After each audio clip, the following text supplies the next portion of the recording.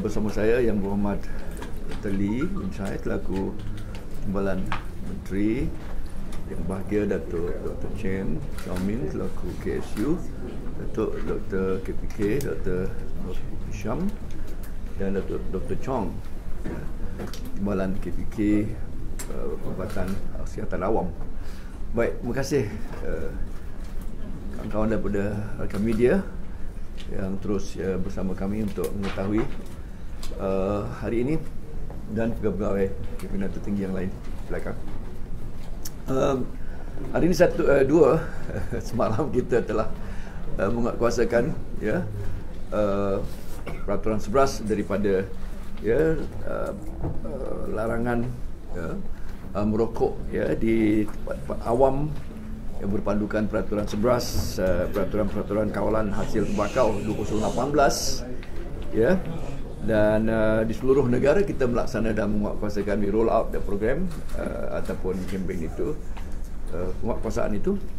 Dan hari ini saya akan secara lebih fokus menjurus kepada beberapa perkembangan dan apa yang berlaku dalam kurang lebih 24 jam yang lalu. Beberapa insiden ataupun bukan insiden, beberapa statistik yang boleh saya sebutkan. Aktiviti penguatkuasaan pendidikan pada hari pertama pewartaan ini telah melibatkan seramai 611 anggota penguatkuasaan Kementerian Kesihatan Malaysia. Sebanyak 2,786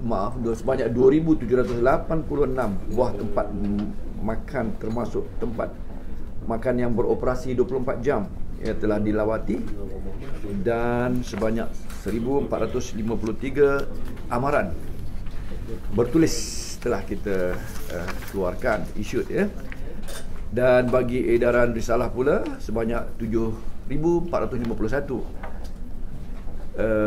dan nasihat kepada individu sebanyak 3,879 telah kita berikan sehingga jam 12 malam sehingga jam 12 tengah hari 2 Januari ini, hari ini terdapat sebanyak 28 panggilan telefon telah kami terima berkaitan isu larangan merokok di tempat awam ini, tempat makan ini, dan pihak KKM pastinya akan meneruskan penguatkuasaan ini khususnya dalam period pertama 6 bulan yang telah saya tegaskan semalam, apa yang diistilahkan sebagai penguatkuasaan pendidikan di educational enforcement secara menyeluruh bagi memastikan masyarakat benar-benar maklum, memahami akan larangan ini dan sebab di sebalik rasional larangan ini bagi menjamin perlindungan daripada bahaya asap rokok dan terutamanya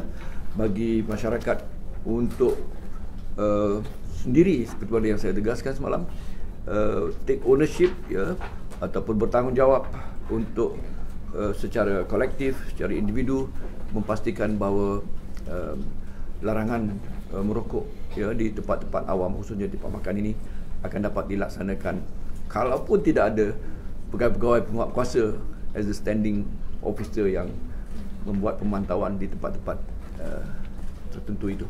Jadi ini perkembangan mutakhir tentang pelaksanaan larangan merokok di tempat-tempat awam yang telah kami wartakan 9 tempat itu, dan insya-Allah akan kami update dan kemaskini berpandukan kepada feedback maklum balas yang kita terima akan beberapa tempat awam lain yang mungkin saja akan kita senaraikan sebagai tempat awam yang perlu bebas rokok dan asap rokok. Jadi itu saja dulu. Saya harapkan sidang akhbar ini akan menjurus kepada tajuk ini. Kalau boleh tajuk-tajuk lain tu kita buat di waktu lain. Baik. Okay. Yes. So far, are you happy with the statistics that you turned around? Dan memandang kepada statistik ini satu hal yang kita pegawai semua yang memantau dalam postcard meeting kami tadi merakamkan bahawa dari sudut sokongan saya rakamkan jutaan terima kasih kepada rakyat seluruhnya, masyarakat seluruhnya dan juga beberapa individu dan juga NGO ya yang jelas ya tampil untuk memberikan kerjasama dan penglibatan engagement dalam hal ini. Boleh saya sebutkan umpama Cancer Care Society dan beberapa NGO yang lain ya yang secara jelas menunjukkan bahawa sokongan atas bukan kempen saja, atas penguatkuasaan larangan merokok ini adalah sangat baik ya, very overwhelming and we are very touched by it. Kita sangat teruja dan menyanjungi dan ya usaha yang dilakukan oleh masyarakat seluruhnya. Itu yang boleh saya sebutkan. Dan jelas daripada, kalau saya ambil satu lagi ukuran dalam media sosial ya, dalam Facebook, dalam Twitter, kami KKM Putrajaya ni agak aktif bertweet ya, khususnya KPK, saya sendiri ya, juga pegawai yang pimpinan yang lain, deputi juga. Jadi kalau kita perhatikan dia punya the response very good and overwhelming ya. Tweet saya yang saya tunjukkan ya, kalau boleh dengan izin mungkin tweet saya yang saya kemukakan semalam ya, pada hari pertama saya menerima satu WhatsApp daripada satu WhatsApp group ya, lalu saya terus membuatnya dalam satu tweet ya, dan ini adalah sangat ini mungkin tak ada ya, mungkin dia tak dapat dalam media ya, saya terima ni daripada Perak, dan satu WhatsApp group yang menunjukkan pada saya seorang uncle dalam gambar ini, dia sengaja memisahkan dirinya lebih daripada 3 meter, saya kira dalam hampir 30 meter dan dia merokok betul, dia belum dapat berhenti merokok, tapi dia sangat jauh daripada tempat orang makan sarapan itu ya. In his hand is still cigarette, in his right is teh tarik, tapi he is away ya. Dan saya menyebutkannya sini dengan mengatakan bahawa ya yang baru terima WhatsApp snapshot di pagi 1 Januari semalam amat membanggakan, meyakinkan kita Malaysia punya harapan. Perhatikan ya, meskipun belum dapat berhenti merokok, uncle kita dalam picture ini bersedia menghormati pelaksanaan larangan merokok di tempat awam. Win lah, tak payah bising-bising. That's what the person told me. I've got over 2,000 over retweet and like on that. Jadi ini yang untuk jawab your soalan tadi tu, memang we can see ya, sebenarnya yang YB Timbalan mengingatkan saya, this not the first time perkara ini dilaksanakan, tapi kali ini because we had the campaign on larangan merokok di aircon tempat aircon ya. Tapi this time round the traction and the movement and also the response and the wave it has created ya, gelombang itu sangat baik. Kita mengharapkan dia akan punya a life of its own, a momentum of its own. Dia tidak macam hati ayam je. Kita akan terus melakukan ini sehinggalah dia menjadi satu budaya masyarakat yang maju, masyarakat yang tamadun ini tahu bahawa you boleh merokok, it's your right, but do it at the appropriate place and do not intoxicate udara yang diperlukan oleh orang lain. Ya. Terus anything else? Jadi yang kami ada terima satu WhatsApp juga yang dikatakan di mana kepada sesiapa yang dapat merakam gambar pelaku merokok di kawasan larangan merokok akan menerima ganjaran sewajarnya. Don't know whether this is genuine or not. And they say claim that the arahan from pengarah Mahkamah Negeri Terengganu. Oh ya ke? That's right. Ya, kita telah menerbitkan beberapa hotline. Satunya adalah through phone, dan juga we have also wanting to launch our WhatsApp and handphone. WhatsApp and handphone so that people can take kita pictures, snap of whatever incidences. Cumanya kita mahukan perkara ini berlaku betul-betul kerana pertanggungjawaban, volunteerism, and nothing by way of any monetary benefit ataupun apa dipanggil imbuhan keuangan dalam apa juga bentuk cash or in kind, tak ada. Itu bukan sebahagian daripada apa yang kami lakukan di kementerian ini. Mungkin kalau ada di peringkat negeri, ya, sama ada di peringkat saya kita boleh semak lah. Saya tidak berani untuk outrightly to dispel that, tapi saya perlu untuk bertanya kalau betul itu di mana tadi? Terengganu. Di Terengganu, ya. Daripada pejabat daerah, Arahan pejabat kesihatan daerah apa? Mahkamah. Oh, mahkamah. No. Doesn't sound right to me. Kita, ya. Baik. Terus kalau ada yang lain? Datuk bagi poin shisha dengan vape tak dimasukkan sebagai larangan. Kita why? Ya, kita telah menyatakan dan tegaskan sekali lagi, saya ulangi. Andainya kalau vape dan shisha dan e-cigarettes itu punya nikotin content, dan dia adalah sekaligus termasuk dalam pentarifan produk-produk tembakau itu, pada definisi produk tembakau itu punya konten nikotin. Jadi itu yang kita katakan, bermakna bukan saja apabila kita sebut pasal rokok, tetapi apa jua produk tembakau dalam bentuk apapun presentationnya atau formnya, vape, shisha dan e-cigarettes itu adalah juga termasuk dalam definisi produk-produk tembakau, ya, kerana definisi produk tembakau itu adalah nikotin kontennya. Jadi itu yang kita tegaskan. Mungkin soalan seterusnya adalah macam mana nak tahu nikotin konten tu? Itu dia penting nak jawab. Ya, kita katakan, ya, kita punya keupayaan untuk analyse, ya, baby, ya, dan ya, at the point of dispute, at the point of care, point of use, ya, mungkin adalah pertikaian. Saya punya vape atau shisha tak ada nikotin content, so ya mungkin soalan bukan mungkin. Pada saat dan ketika itu there will be dispute, therefore we would have to take their whatever material atau substance yang perkara benda yang mereka guna tu, dan kita akan tentukan analyse the nicotine presence, dan insyaAllah seterusnya dia menangani perkara itu. Begitu. Just to be clear, sir, shisha and vape has not been listed yet. It's been studied first, so that it will be banned from being under the new ban. The bigger generic use of nicotine itu akan sekaligus memasukkan, ya, kalaulah wujudnya nikotin dalam shisha, dalam e-cigarettes yang diguna, dan dalam satu lagi tadi vape.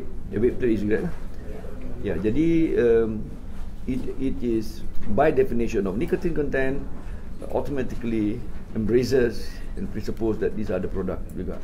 But per case basis, kalau you be using shisha and you claim that tak ada nicotine content sini, that's where the point of dispute, where we are going to take this for laboratory analysis for nicotine content.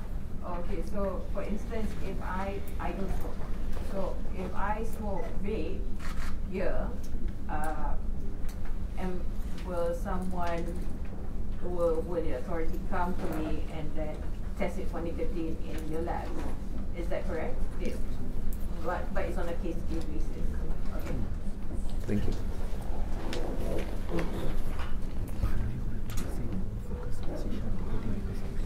Yes. Memanglah tumpuan kami bukan untuk fokus kepada produk presentation yang seperti itu. Kita khusus pada rokok sebab pertikaian itu. But at the point of use, memanglah kita akan terpaksa ambil tindakan untuk pastikan. If you claim and counter claim and dispute, then we will have a way. The only way is analysis and chemical atau laboratory analysis. Yeah. Okay. Besides the picture, you see that the uncle voluntarily moved the chair outside. There are also conditions where premise owner actually tried to ask the smokers not to smoke, but they have some like pergaduan. So maybe how feedback with this issue, because there are videos in Facebook showing this kind of situation. Right. Dalam 6 bulan yang awal ini, kita telah nyatakan bahawa kita tidak akan ambil apa-apa punitive action to compound dan sebagainya. Kita akan isu ataupun menerbitkan amaran, ya. So yes, there is dispute. Kita will handle the dispute as it is. Pegawai kuasa, kalau pegawai kuasa kami ada di situ, they will also handle it. We have trained them to be tactfully and wisely, judiciously tangani insiden-insiden dan senario seperti itu supaya tidak berlakulah untoward ataupun perkara-perkara yang tidak diingini. So as for now, tidaklah ada apa-apa, there will not be any issuance of compounds dan sebagainya. Itu telah saya nyatakan semalam dan juga saya ulangi, because this is the period of educational enforcement. So really there shouldn't be any real fight lah. Kalau saya ada bahasa. Ya, saya faham. What I mean is, yeah, there may be dispute, but let that be settled secara amicably dan secara baik, ya. Because there are still time for people to be finally taking it like this is our culture, this is our budaya. You know, when you want to smoke, yes, but please move away as to not intoxicate others dan mencemari udara untuk anak-anak, orang tua dan orang lain. So what we want to do, KK want to do is untuk kita akhirnya we'll have a society where we are very civilized, we are very tamadun, very cultured, You nak rokok, yes, but please do it at appropriate place. You don't have to gaduh-gaduh, because you think that it's your right, you do it, but then at the appropriate place. So this is what we want to culturalize, and finally you have a society yang sangat bertamadun, yang sangat sopan dan sangat menyantuni orang lain, while you observing and exercising your right, others as well the right not to be intoxicated. Well, are you aware that because this has happened yesterday, some of the officials have issued a summon to the owner. It happened in Muar. Ya ke? Itu perkara itu saya tidak tahu. Really? I am not in the know. I may ask Datuk Chong untuk di komen. Kalau Datuk Chong macam pun Datuk Chong tak tahu. Kalau Datuk Chong tahu, tentu dia dah beritahu kami dalam postcard. Itu semua adalah amaran. Ya, mungkin silap faham tu. We have made it very clear, SOP is amaran. No compound. Ada variasi 1453 kopi amaran. Ya, kita sebutkan tadi. Ya. Ya, please. Those recalcitrant one. Ya. Summon.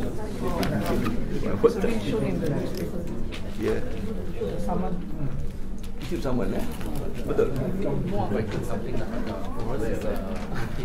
Okey, kita secara jelasnya arahan kami kepada pegawai kami adalah untuk tidak mengeluarkan apa juga compound.